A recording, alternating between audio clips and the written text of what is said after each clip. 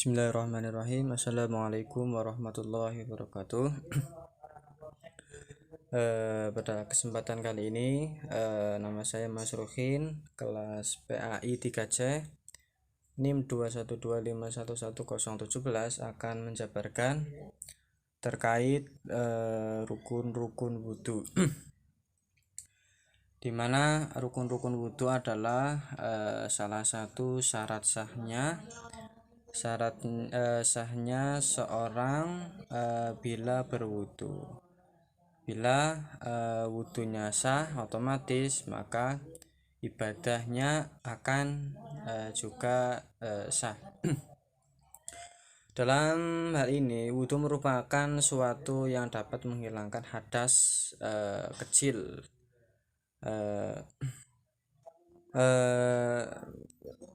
Dijelaskan dalam suatu hadis riwayat Imam Muslim, Rasulullah SAW bersabda, tidaklah sholat itu diterima apabila tanpa wudu. Secara bahasa kata wudu itu berasal dari kata wado'ah. Al-wado'ah, kata ini bermakna an-nazafah, yaitu kebersihan.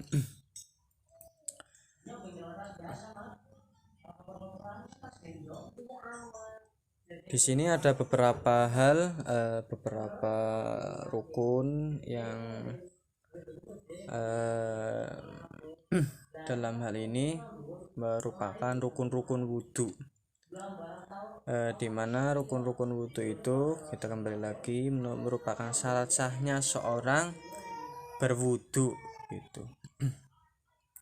Yang pertama itu ada niat ketika membasuh wajah, di mana rukun wudu yang pertama adalah niat ketika membasuh wajah. Dalam mazhab Syafi'i, niat itu ada yang hukumnya wajib dan ada yang hukumnya sunnah. Niat yang hukumnya wajib yaitu niat yang kita hadirkan. Adapun niat yang kita lafalkan sebelum berwudu itu hukumnya hanya sunnah.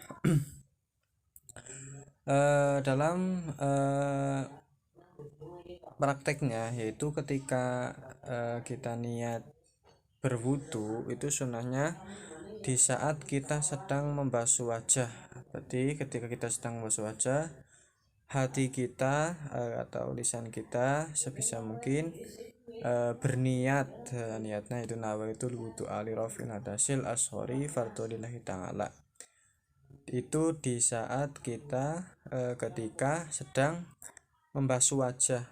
Jadi kita membasuhkan ke wajah, langsung kita niat, niat sesuai dengan niatnya wudu, dan dilanjutkan dengan rukun-rukun yang lain.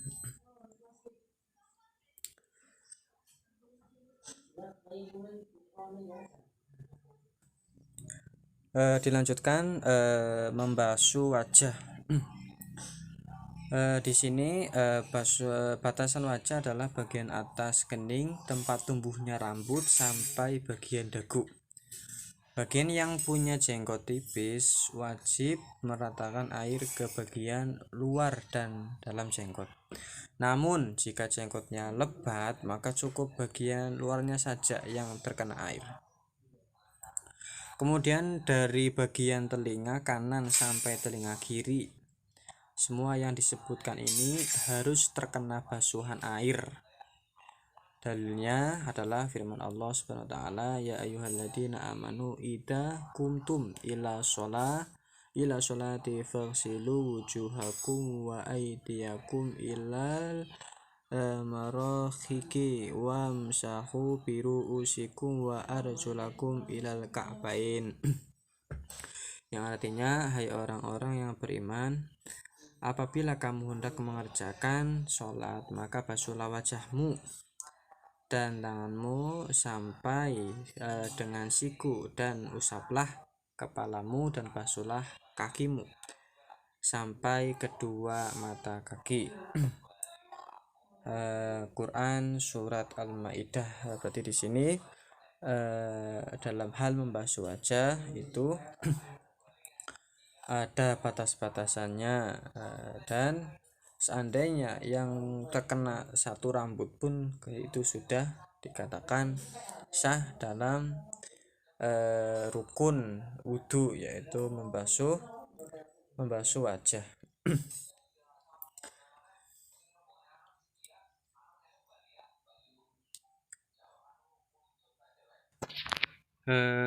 Selanjutnya yaitu membasuh kedua tangan hingga siku. Dalam rukun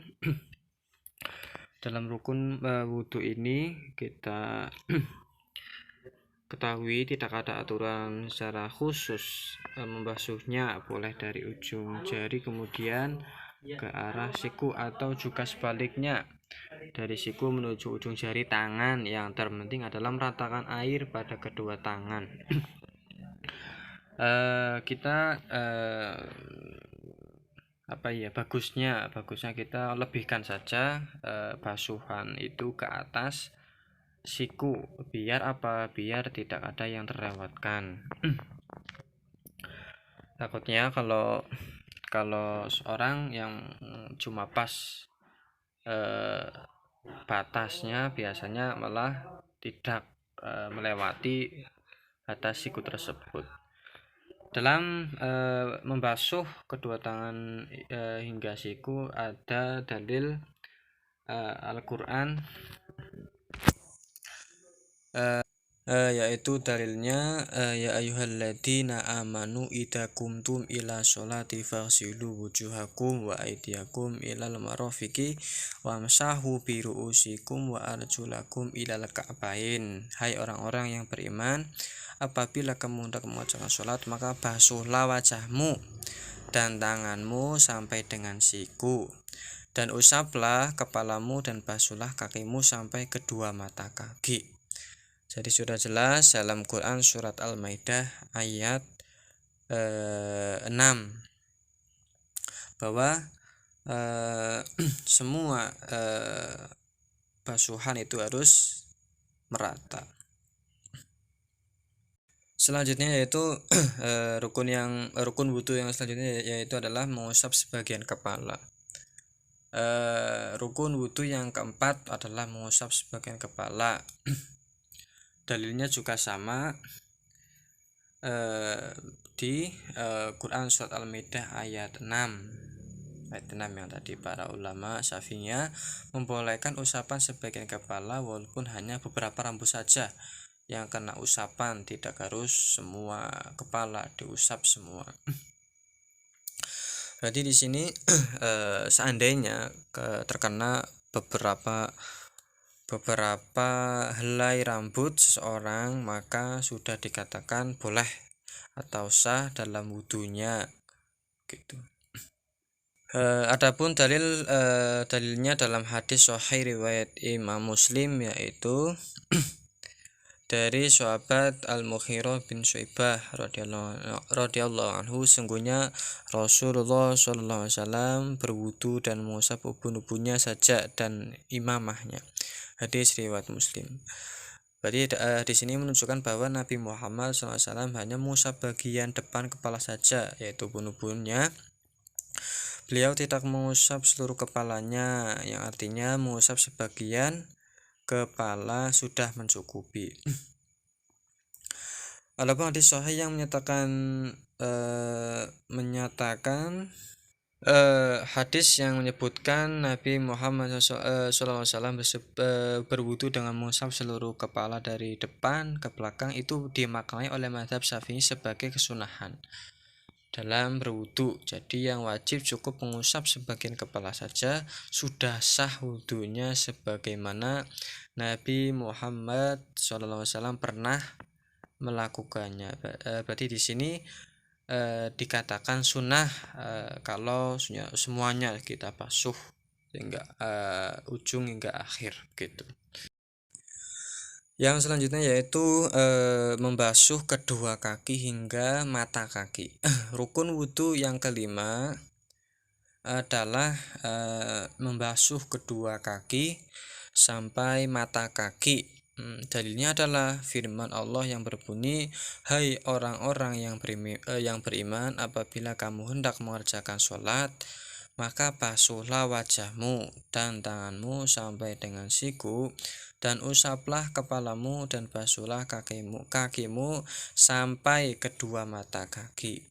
Tadi dalilnya sama, Quran surat Al-Maidah ayat 6. Berarti di sini menjelaskan bahwa membasuh kedua kaki hingga mata kaki itu termasuk rukun wudhu yang tidak boleh ditinggalkan, yang sudah disebutkan dalam Quran surat Al-Maidah ayat 6. Jadi apa? Membasuh kaki itu sampai mata kaki, kedua mata kaki ya, kita harus membasuh semuanya, tidak boleh ada yang tertinggal dalam membasuh kedua bagian tersebut. Terus yang terakhir yaitu tertib atau at-tartibu. Tertibu itu tertib, di mana rukun wudhu yang keenam adalah tertib. Maksudnya adalah 4 anggota ya tubuh yang sudah kita sebutkan di atas, yaitu wajah, kedua tangan, kepala dan kaki harus berurutan. 4 anggota tubuh itu tidak boleh dibolak-balik. Misalnya ada orang wudhu membasuh kaki dulu baru membasuh tangan, maka wudhunya tidak sah gitu, karena tidak tertib atau tidak berurutan. Dalil Al-Quran sama, yaitu ya ayyuhalladzina amanu idza kuntum ila sholati faghsilu wujuhakum wa aydiyakum ilal marafiqi wamsahu biru'usikum wa arjulakum ilal ka'bain. Hai orang-orang yang beriman, apabila kamu hendak mengerjakan sholat, maka basuhlah wajahmu dan tanganmu sampai dengan siku, dan usaplah kepalamu dan basuhlah kakimu sampai kedua mata kaki. Quran surat Al-Maidah ayat 6. Di dalam ayat ini Allah menyebutkan keempat anggota tubuh itu secara berurutan dengan menggunakan tof yang dinamakan dan. Menurut ulama Syafi'iyah, huruf wawu tersebut memberikan isyarat untuk tertib pada anggota wudhu yang disebutkan pada ayat tersebut. Jadi itu beberapa hal-hal atau rukun wudhu yang dimana tersebut harus berurutan antara yang pertama hingga yang terakhir. Karena apa? Kalau tidak berurutan maka hukum wudhunya itu tidak sah. Karena apa? Karena termasuk rukun wudhu yang kita tahu tidak boleh tinggalkan. Jika kita tinggalkan ya tidak sah wudhunya, karena sudah meninggalkan salah satu rukunnya wudhu. Itu yang terakhir itu adalah tertib. Maka kita tidak boleh meninggalkan ketertiban itu.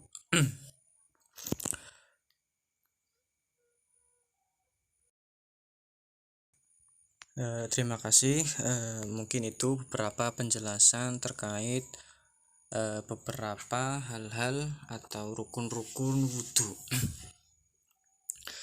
Yang saya ulangi lagi, itu adalah beberapa syarat sahnya seorang ketika sholat atau ketika ibadah apapun harus diawali dengan wudhu, kayak sholat dan sebagainya.